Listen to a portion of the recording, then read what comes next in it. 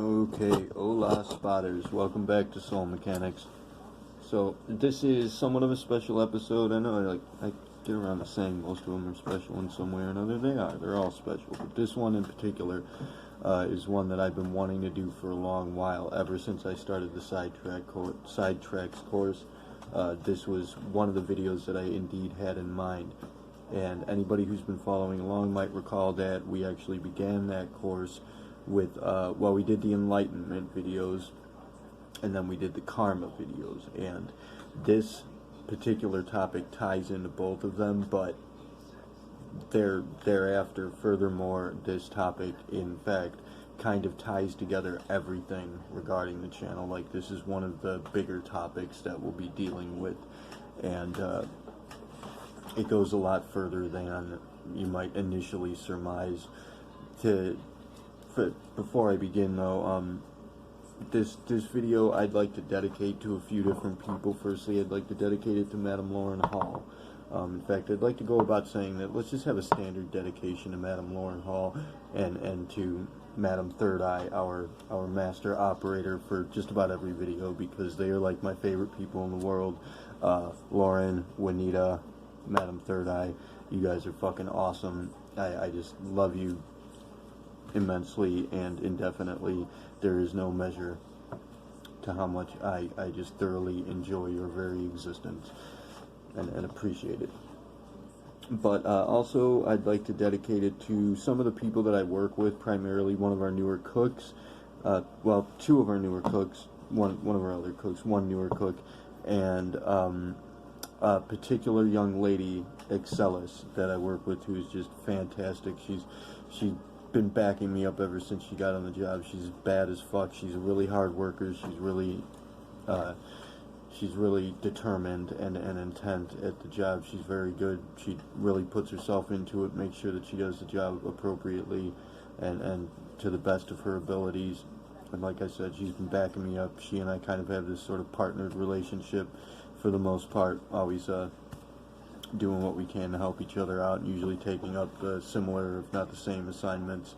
So I just want to dedicate it to them because I'm really. Oh, also, in case my boss should happen to watch, happy birthday to her. It was recently her birthday, and so we'll dedicate it to her as well. For your birthday, madam. And for now, that's really it. Those people I'd like to dedicate this to. Also, we have an operative going in for surgery early in the morning that I'd like to request prompts for. You guys will have seen this on this request will be up on the initiative page for anybody who's on there. Joe, big Joe, good buddy of mine, somebody who's been with us since the very beginning.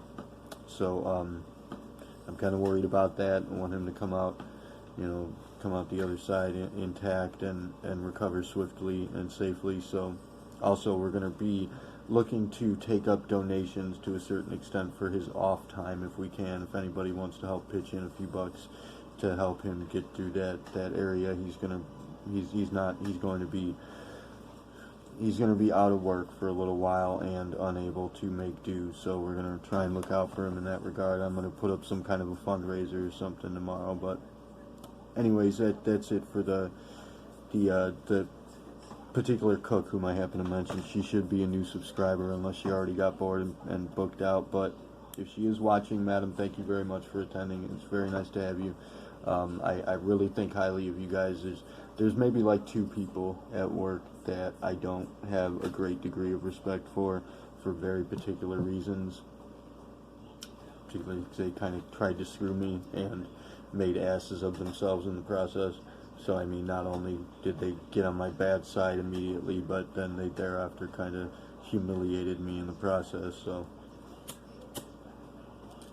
everybody else I do think very highly of, and particularly this cook, this young lady who's working with us. She's fantastic. I really like her too. Anyways, that's it.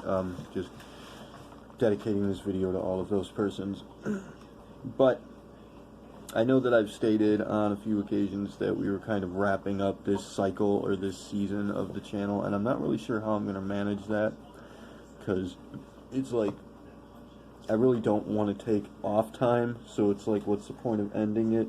I'm thinking I just want to make cycles here so that I can kind of adapt our schematic to it, sort of like a show with seasons that have, you know, a clear-cut beginning and an ending. We've already launched 2 big deal investigations. This one's not going to top off or finish off in this cycle, but it is going to have an end point. It already does have an end point. All of this is already done. To give you guys some, you know, just saying that I've already mentioned that, as though you might be expecting us to cap this off at some point immediately.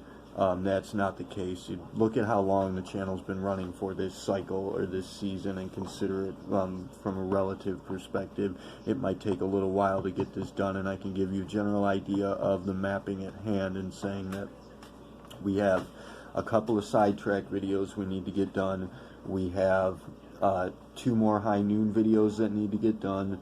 We have a couple of reality checks. There's a pretty decent handful of videos that need to be done before we can wrap this up. And then of course there's the actual story video that I need to tell you, but this is kind of laying the groundwork for that. So that's what we're doing here, is laying the groundwork for that. And really the entirety of the channel, like, I want to give you guys some idea of what the actual premise of the channel in totality is, as regards actual soul mechanics. Not just the channel is called Soul Mechanics, but soul mechanics is actually a thing unto itself that we'd like to address here. So to get that idea across to some extent, we will be speaking on this particular topic, which ties in very closely with, as I stated, both of the topics we began the Sidetracks course with, most primarily or most premierly karma, which the idea that people tend to have of karma nowadays is more akin to what like New Agers or what have you might think of as being kind of like instant karma. Like it's not really appropriate insofar as regards the actual traditional concept of what karma is supposed to be.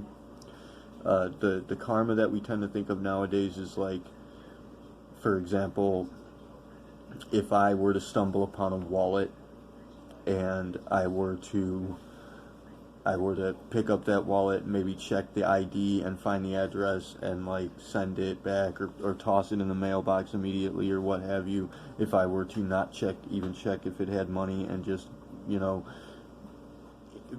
spend time in some way or another toward, you know, paying to the effect of it being returned, at least attempting to return the property without taking anything from it or thinking of taking anything from it, and then later on that day or that week or, you know, within a certain span of time I were to stumble upon like a $20 bill on the ground, you might consider that to be karma, repaying me for doing a good thing, doing a kind deed.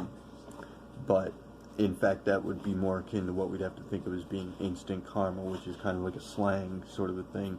Now obviously that this is regarding, like, instant karma is something that's it's concerning a sort of a debt or a repayment of some sort of a debt in some way or another that happens perhaps immediately upon whatever transaction occurs, or even during the transaction, simultaneously, or, you know, even beforehand, before the transaction occurs. In what case, for example, I might be like, I'm saying this is what instant karma is regarding, is I might find a wallet, I pick it up, and there's 20 bucks in it, and I take the 20 bucks, and maybe I don't even pay to the effect of attempting to return it. I like toss it in a dumpster or something, or just throw it in the street. Like, I take the money and I just say fuck it,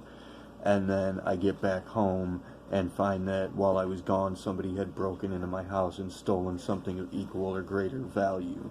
That is what people would consider to be instant karma. But again, this really just, this falls into the classification of what we overall tend to consider karma to be nowadays. But this is in fact not at all what karma actually is. Traditionally or classically speaking, karma is intended to relate something that is a debt incurred or a carried expense that carries over from one incarnation to another. And this is really where reincarnation in and of itself kind of comes into plays, or you could say vice versa. Either way, karma kind of comes into play as regards reincarnation, but really reincarnation is sort of, it's an implied situation as regards karma being in effect, because karma is ostensibly supposed to be relating a debt that's incurred and carried over from one lifetime to another. So, or moreover, perhaps better stated, more exactly, what karma actually is it's intended to relate sort of a contractual arrangement between selves or souls, or what, you know, New Agers might call an oversoul or something. Of course, as regards soul mechanics, our general ideology here, we are not considering there to be souls. There are no souls. There are no selves that are inhabiting the body per se. There is one soul. We are all existing within it, and this soul is everything. Mind and matter, psyche and matter are one. They're one thing, and it's all a part of the soul. It's all a part of the mind. This can be related in so many different ways. We've gone over it time and time again, but we'll figure once we've got a better. See, I wanted to get this video done here, or just I wanted to open this topic up for the most part, just as a sidetrack, because from here on out, within the next couple days or so at least, I should, you know, be getting my tax refund, and I'll be able to invest what's needed in order to get the new tech and the new goodies and such, to improve the videos for you guys and actually start making better videos for you all. So this is just intended to be an easy, quick opening up of this topic for us, so that we can lay the groundwork as regards the general idea here, which again, this concept kind of fits all of the values we've already presented into place. So karma is intended to suggest that, you know, your soul is reborn into another body. Again, the body essentially is a part of the soul, insofar as we're concerned. That's the idea, that perspective we're coming at it with, is that mind and matter are one, psyche and matter are one, and that it's all part of one greater soul. So you don't actually reincarnate into another soul as a person, like as a personal entity. You have a character that's playing in this life. This life, indeed, in its entirety, is the character that you've built from your personal perspective, but it's part of one soul. It's just, it's a manifestation of that soul. It's an expression of it, a reflection of it, based on the decisions that essentially you have made. Although you, as a person, as a personal entity, really is just a perspective. Like a value schematic comes into play that makes up this entity that you've become, and you're essentially tricked into believing, you're tricking yourself. It's this illusory magic trick that's convincing you that you are this individual, specific person, so that you can kind of escape the totality of it all and live in this essentially dream state. And there are various reasons for that. And ultimately, the very term soul speaks to the nature of the experience, or rather speaks to the deeper nature of what's intended to be related by the use of the term in and of itself. And that soul, synonymous with psyche, obviously, again, that's where mind and matter, or, you know, matter and ether, just generally where it's intended to regard the self and the soul as being the same thing, as being one with the biology, the physiology, all of it is the same thing. That's what we're trying to get at here. But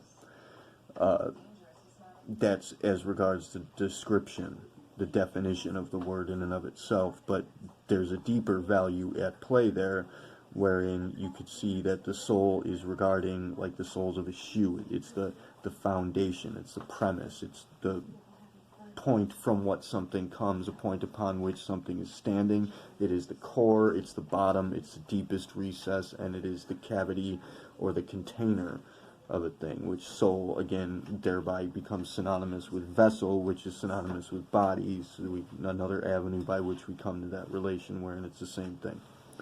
But it's the value there, the implication there is that it is like unto an egg or a womb, that this great soul that we're all a part of is indeed kind of an egg that's hatching, it's birthing something. This is a point of origin, it is an origination. It's not necessarily the thing in and of itself, but it is the point from which the thing emerges. It's the background story. This soul is telling the origin story of what we will become, or what we are becoming, what we do become.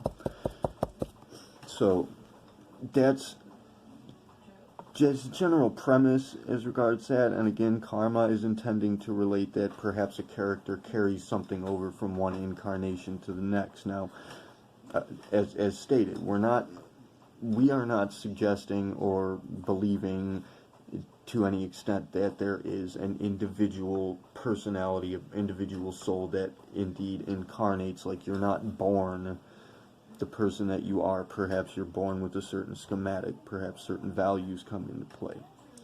There are, it's difficult to say, because it's not saying that, like, the identity that you actually perceive yourself as being is a soul that's reborn from body to body.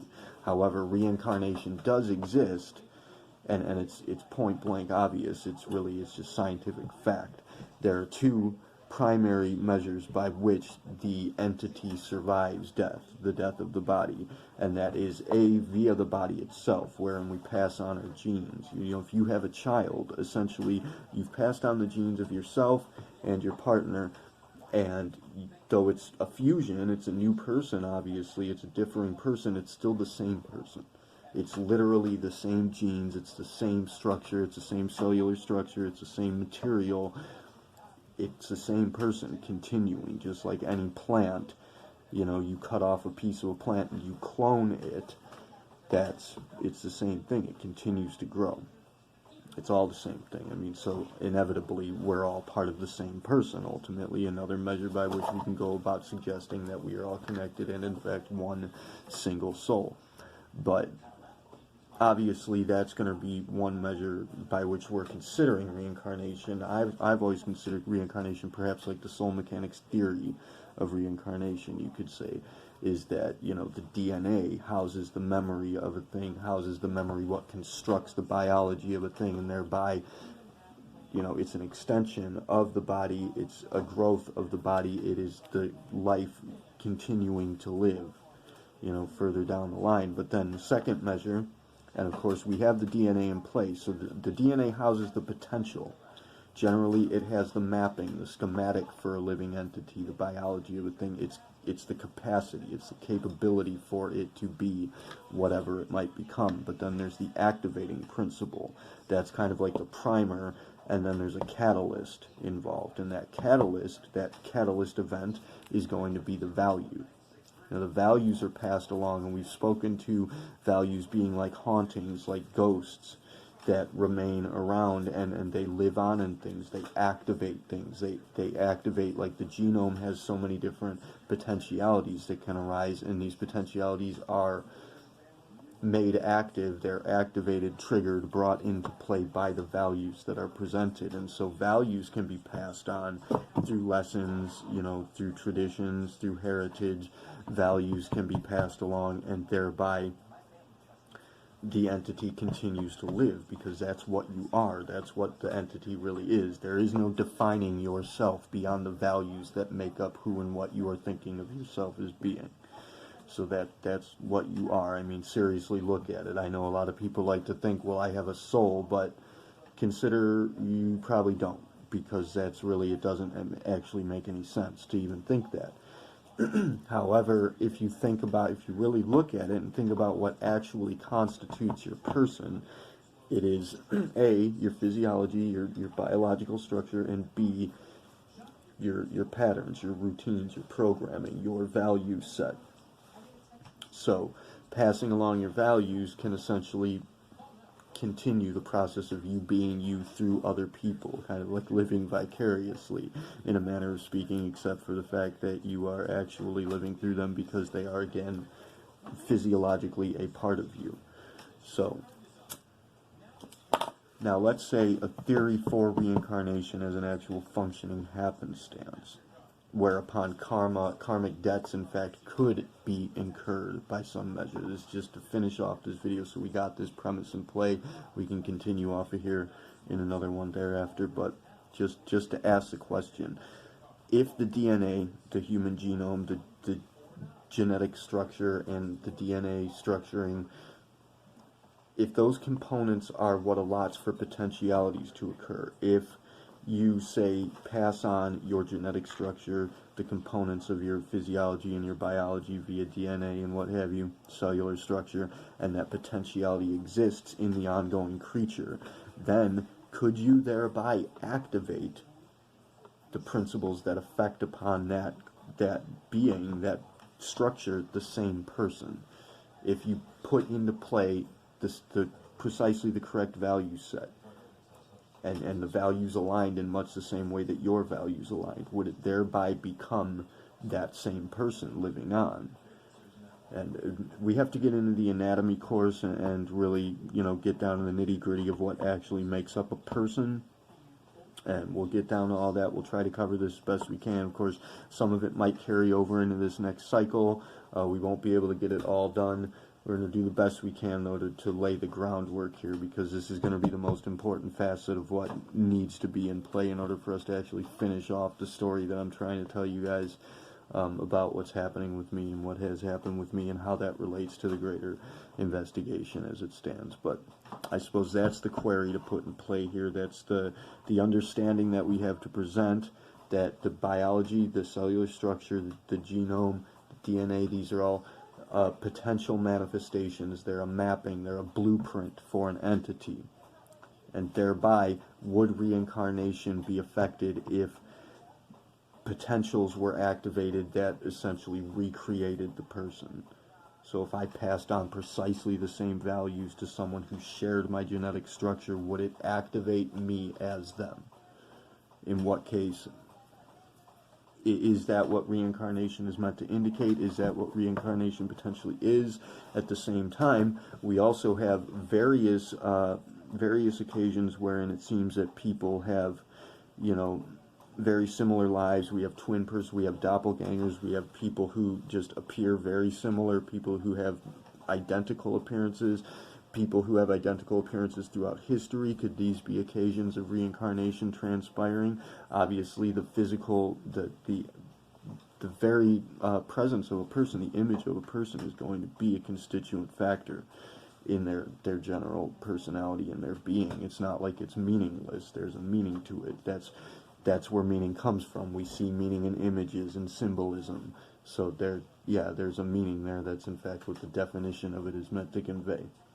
So anyways, that's the time I have for right now until we get the better shit. I'm still at a lack for time, but that's what I wanted to put in play here as regards the general soul mechanics understanding of reincarnation and what potentially it could actually be.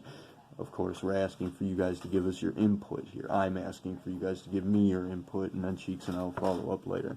So what do you think about the hypothesis presented? Thank you all for watching. Kila Salai, Tiriyune Siari, Namaste.